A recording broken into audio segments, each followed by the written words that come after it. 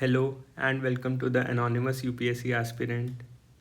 Today is a very special day because आज 14th of February है and also because अब prelims को सिर्फ 100 डेज़ रह गए हैं। तो आगे का मेरा प्लान है कि मुझे नेक्स्ट 90 डेज़ में 3 रिविजन्स करनी है, जिसमें मैं polity, geography, economy, modern history, Asian medieval art and culture इसी ऑर्डर में करने वाला हूँ। एंड देन साथ में मैं PT 365 की सिर्फ 3 ही मैगजीन्स करूँगा इस साल। First is environment, then science and tech and last में IR। और साथ में मिसलेनियस चीज़ें जैसे मैपिंग और बाकी चीज़ें आ जाएंगी। और फिर लास्ट के 10 डेज़ में मेरा एंड गेम स्ट्रैटेजी फॉलो करने का प्लान है। तो मेरे आज के शेड्यूल की बात करें तो मैंने आज सुबह मॉर्निंग में 7 AM शुरू किया था और अभी तक मैं सिर्फ 4 ही घंटे निकाल पाया हूँ, but those were quality hours I can say. तो मेरे स्टडी गोल्स तो दिन के 4 स्लॉट्स में डिवाइडेड रहते हैं, जिनमें से 3 स्लॉट्स में अपने काफ़ी अच्छे से आज कंप्लीट कर पाया।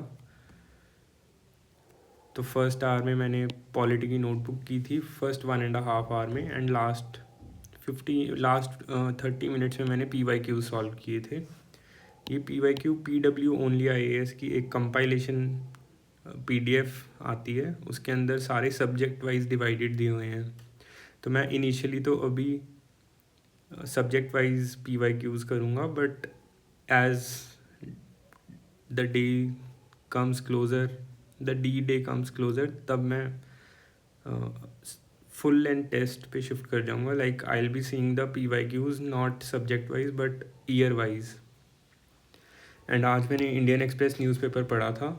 Although I am not a regular reader, but कभी कभी जब भी इंटरेस्ट से मुझे पढ़ना होता है तो मुझे इम्पॉर्टेंट आर्टिकल्स भी दिख जाते हैं। जैसे इस बार आज इंडिया फ्रांस टाइज पे काफ़ी अच्छे से एक्सप्लेन किया हुआ था।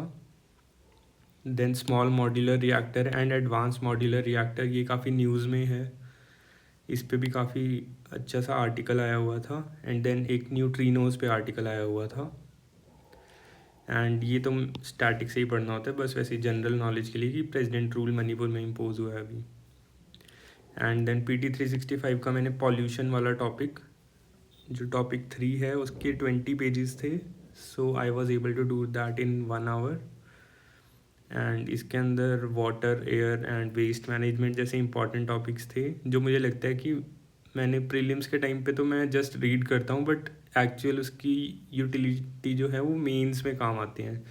फॉर एग्जांपल वाटर पे ऑलमोस्ट हर साल GS 3 या GS 1 में कभी कभी एक क्वेश्चन होता है कि ग्राउंड वाटर शॉर्टेज, या उससे रिलेटेड मुझे फैक्ट्स काफ़ी अच्छे से मिले इसके अंदर, जो कि मैंने अपने मेंस के नोट्स में भी ऐड कर लिए हैं।